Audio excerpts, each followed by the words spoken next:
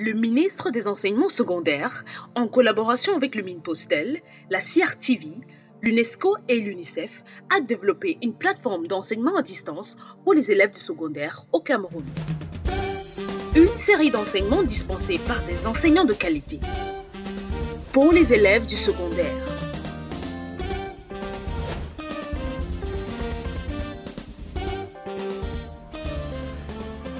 Apprendre n'a jamais été aussi simple avec l'enseignement à distance. Une initiative du ministère des Enseignements secondaires sous la supervision du professeur Pauline Nalovalionga en collaboration avec le ministre des Postes et Télécommunications, la CRTV, l'UNESCO et l'UNICEF. Nous introduisons l'enseignement à distance comme une autre méthode d'enseignement et d'apprentissage qui diffère du cadre de classe traditionnel auquel vous êtes tous habitués. Dans le mode d'enseignement à distance, vous n'êtes pas avec l'enseignant en personne, alors prenez votre temps, détendez-vous, écoutez l'enseignant, prenez des notes et visitez les liens suivants pour toute question ou réponse à vos préoccupations. Allez-y à votre rythme. Nalovalionga, ministre des Enseignements secondaires. Bien, chers élèves, bonjour une fois de plus. Comme vous le savez déjà, c'est M. Gueffard Bertin, votre enseignant de philosophie. Nous sommes là, en classe littéraire, de premier littéraire, bien évidemment, et nous allons rapidement dégager le programme de notre séquence. Il s'agit d'abord de cette séquence introductive qui comporte une introduction, les compétences, les prérequis et la consolidation. Alors, en guise d'introduction, nous nous posons comme d'habitude la question de savoir de quoi est-il question dans cette séquence. Autrement dit, comment cette séquence est structurée. Alors, nous disons que cette séquence sur la violence comporte 3 grandes leçons. La première leçon, celle qui va nous concerner aujourd'hui, est intitulée « Définition et origine de la violence ». Puis suivront 2 autres leçons, dont les types de violence et le procès de la violence. Alors, quelles sont les compétences à établir dans cette séquence sur la violence? Il s'agit d'abord de définir le concept de violence et de déterminer ses origines, d'identifier ensuite la place que la violence occupe dans la dynamique des rapports interindividuels, et puis de se comporter en citoyen épris de paix et d'esprit républicain, et de cohésion sociale. Alors, vérifions donc les prérequis, c'est-à-dire, comme vous le savez déjà, les connaissances préalables requises pour mieux aborder cette séquence. Et nous nous sommes posé la question. Quels sont les principes qui fondent l'harmonie sociale et quels sont les penchants auxquels l'homme est sans cesse exposé au quotidien? Je répète, pour vous qui êtes à la maison, quels sont les principes qui fondent l'harmonie sociale et quels sont les penchants auxquels l'homme est au quotidien exposé? Bien entendu, il s'agit de prérequis dont nous n'allons pas perdre beaucoup de temps. Alors, les réponses qui peuvent être données, nous les avons définies ainsi. Pour ce qui est des principes qui fondent l'harmonie sociale, nous disons que pour une existence sociale harmonieuse, il s'agit d'abord d'accepter de vivre avec autrui sans nuisance et de respect des lois et des principes de vivre ensemble. Et pour ce qui est des penchants, nous disons que l'homme au quotidien est exposé à de multiples penchants, parmi lesquels la convoitise, l'envie, la volonté de domination, etc. Alors, en guise de consolidation, nous nous sommes posé la simple question de savoir, dans la société, l'homme doit-il se conformer aux exigences de la société ou suivre ses penchants naturels, ses penchants personnels? L'homme doit-il se conformer aux attentes de la société ou se contenter d'obéir à sa volonté personnelle? Bien entendu, nous pensons que pour répondre à cette question, il s'agit d'amener les uns et les autres à pouvoir concilier les exigences de la société, les attentes du vivre ensemble avec les aspirations profondes, personnelles. C'est-à-dire veiller à ce qu'il n'y ait pas télescopage, qu'il n'y ait pas accrochage entre ce que la société attend de nous et ce que nous attendons de nous-mêmes et de la société. Cela nous amène à la leçon du jour. Leçon numéro 1, donc dans cette séquence, intitulée « Définition et origine de la violence ». Alors, comme par le passé, nous allons toujours donner une situation problème et celle-ci se présente ainsi. La société contemporaine est marquée par les conflits, les guerres et les polémiques diverses. Les scènes de violence essaiment les campus scolaires, la rue, les marchés, les milieux professionnels et même les églises. Chose inédite. Alors, pour justifier cette violence, cette dynamique conflictuelle, certains font porter la responsabilité sur la nature humaine. Autrement dit, certains estiment que non, si les hommes sont violents, c'est parce qu'ils sont nés comme ça, tandis que d'autres la renvoient sur la société. Si nous sommes violents, de toute façon, ce n'est pas de notre faute, c'est parce que nous vivons dans une société qui elle-même est violente. Donc, après tout, l'homme, dans l'un et l'autre cas, l'homme cherche à se disculper. Alors, quelles sont donc les compétences à développer? Nous disons que cette séquence, cette leçon, te permet, cher apprenant, de définir et de caractériser la violence dans sa nature et ses fondements, de dépasser la violence en contrôlant ses penchants et de participer à la construction d'un vivre ensemble harmonieux. Ceci nous amène à la problématique de notre leçon. Et nous pouvons nous poser la simple question suivante. Qu'est-ce que la violence et quelles sont ses origines? Qu'est-ce que la violence? Qu'entend-on par violence? Et d'où vient-elle? Qu'est-ce qui la justifie? Comment est-ce que les gens justifient la violence? Alors, avant de continuer, vérifions quelques prérequis. Peut-on penser que l'homme puisse vivre sans rivalité? Faut-il considérer l'autre comme un adversaire ou comme un ami? L'homme ne peut pas vivre sans rivalité parce que l'homme vit dans la société avec les autres et les rapports ne sont pas toujours harmonieux. Faut-il considérer l'autre comme un adversaire ou un ami? La réponse est simple. Malgré l'adversité que nous pose l'autre, il doit rester un ami pour nous. Ceci nous amène au plan de notre leçon.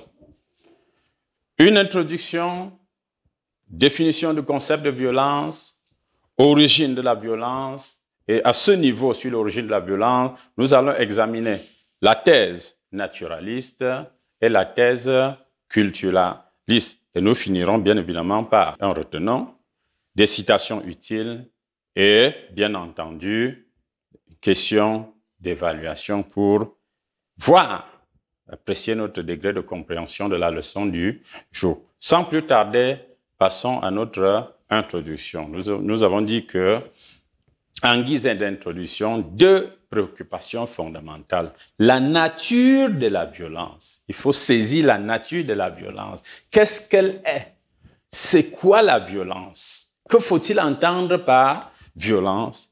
Et comprendre l'origine. Comment est-ce que les gens justifient?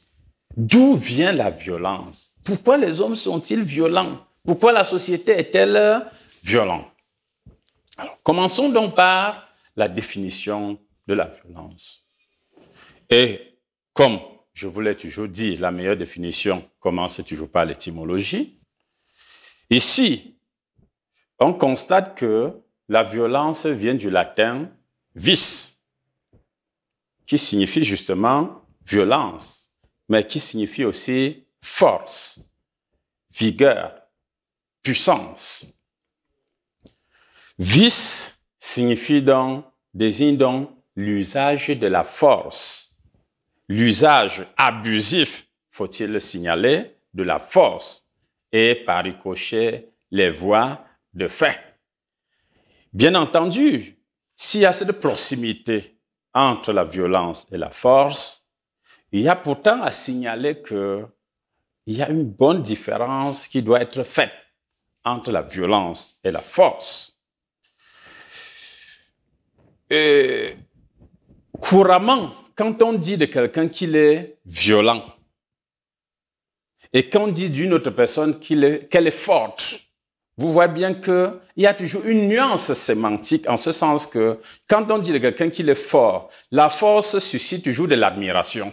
Ce monsieur est fort, c'est avec beaucoup d'admiration. On voudrait même être comme lui. En revanche, quand on dit de quelqu'un qu'il est violent, c'est avec toujours une certaine peur, une certaine gêne, un certain recul et une appréciation négative de la qualité de la personne. Ça signifie donc que la force peut, dans une certaine circonstance, être une valeur. Cet homme est fort. Il peut braver les obstacles. Il peut braver l'adversité. Mais si on parle d'un homme violent, cela s'accompagne d'une perception de nuisance. La violence est négative, alors que la force peut être positive. Alors, donc, cette distinction étant faite, nous pouvons maintenant considérer deux sens du mot violence. Il y a un sens simple qui consiste à nous faire comprendre que la violence peut être considérée comme toute perturbation, volontaire ou non, d'un équilibre, d'un ordre préexistant. Et cette définition simple, elle nous est donnée par Georges Gusdorf, qui considère qu'il y a violence dès lors qu'on porte atteinte à un ordre établi. Le cours d'eau qui avance et vous venez mettre une digue pour l'obliger à fonctionner d'une certaine façon, dans l'esprit de Gusdorf, il s'agit déjà d'une violence. Et en ce sens-là, Gusdorf montre très bien que dans la nature, il peut y avoir de la violence un peu partout. Maintenant, au sens général, la violence doit être perçue comme l'utilisation abusive de la force ou du pouvoir. Que cette utilisation soit physique ou psychique pour contraindre quelqu'un, pour dominer quelqu'un, pour tuer, pour détruire et parfois pour endommager.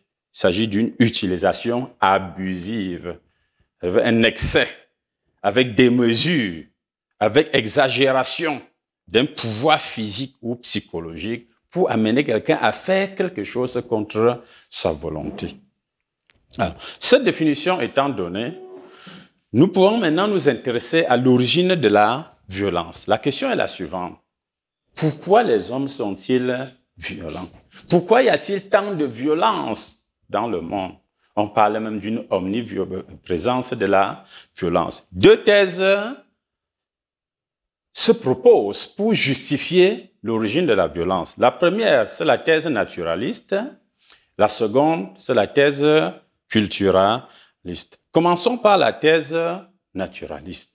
Celle-ci nous fait comprendre qu'en fait, la violence est naturelle. Elle est innée, comme la plupart des comportements humains. Il s'agit de la manifestation des comportements de prédation qui caractérisent de façon générique l'être humain et qui l'amènent à être violent. On voit donc que l'agressivité est inhérente à la nature humaine. Donc, nous sommes naturellement portés à la violence. Cette thèse, on la retrouve dans Le Prince de Machiavel, Nicolas Machiavel, qui nous fait justement comprendre que la violence est la manifestation d'une nature foncièrement méchante de l'homme. L'homme est foncièrement méchant. Dans le même sens, Sigmund Freud, psychanalyste autrichien, nous fait comprendre qu'en réalité, la violence est la manifestation en l'homme d'une pulsion de mort, thanatos.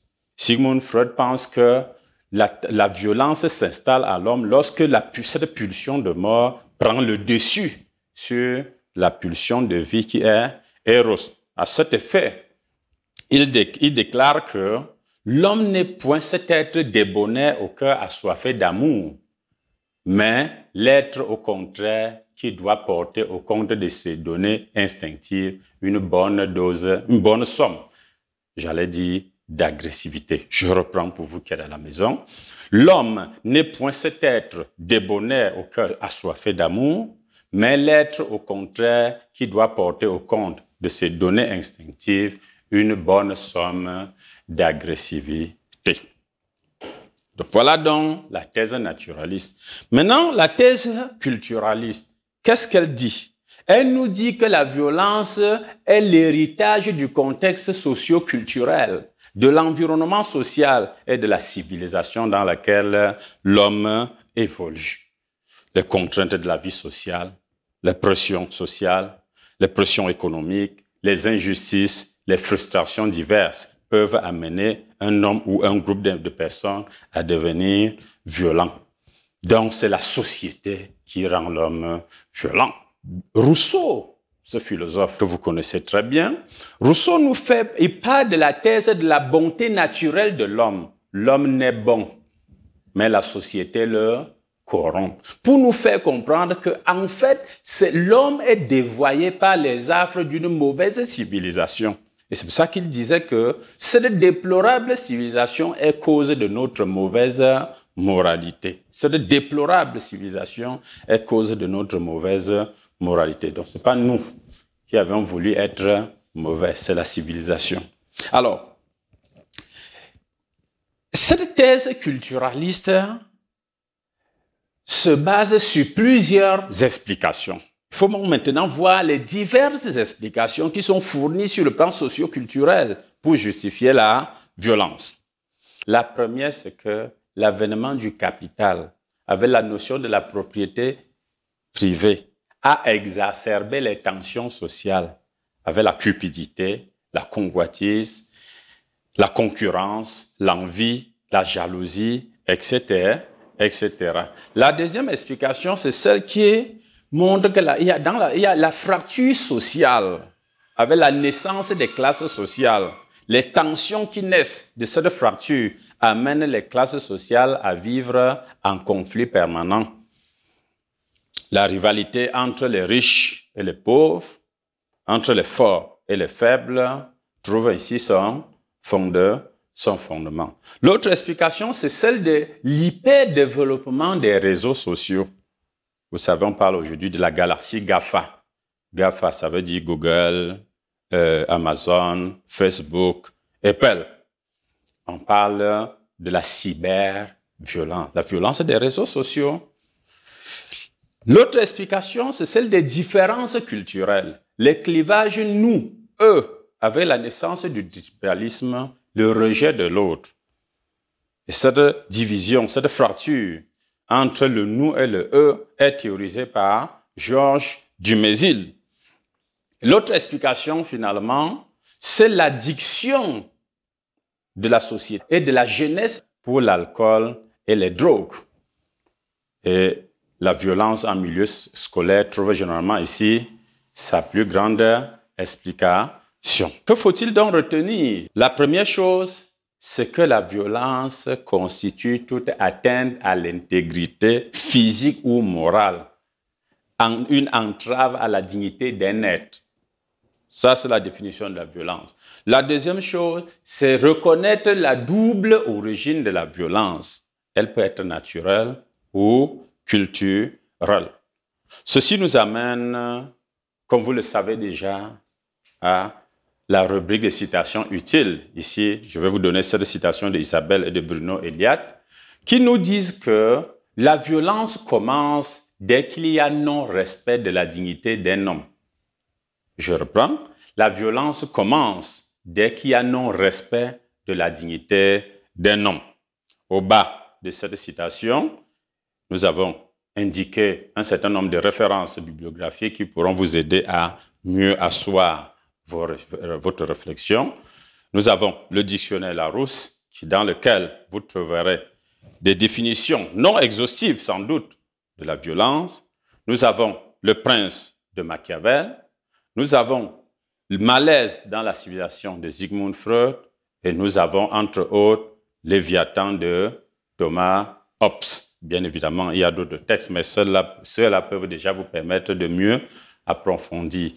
Alors, venons-en aux questions d'évaluation pour voir, pour tester votre degré de compréhension de la leçon du jour. Que faut-il entendre par violence? Bon, sans plus attendre, la réponse à la question nous fait comprendre que la violence est une force brutale, contraignant un tel à agir contre sa volonté. La violence est une force brutale qui contraint une personne à agir contre sa volonté. Maintenant, je vais vous donner, comme d'habitude, quelques sujets de réflexion. Le premier, c'est une citation de Hobbes. Que penses-tu de cette affirmation de Thomas Hobbes? Entre guillemets, l'homme est un loup pour l'homme. Que penses-tu de cette citation de Thomas Hobbes? L'homme est un loup pour l'homme. Deuxième sujet, la société peut-elle sauver l'homme de la violence? La société peut-elle sauver l'homme de la violence? Bien, chers élèves, nous voici donc à la fin de notre leçon du jour qui était intitulée « Définition et origine de la violence ». J'espère que vous avez bien retenu la leçon. J'espère que vous avez mieux intégré la définition de la violence et ses origines. La prochaine leçon sera consacrée au type de violence. Au revoir et à la prochaine.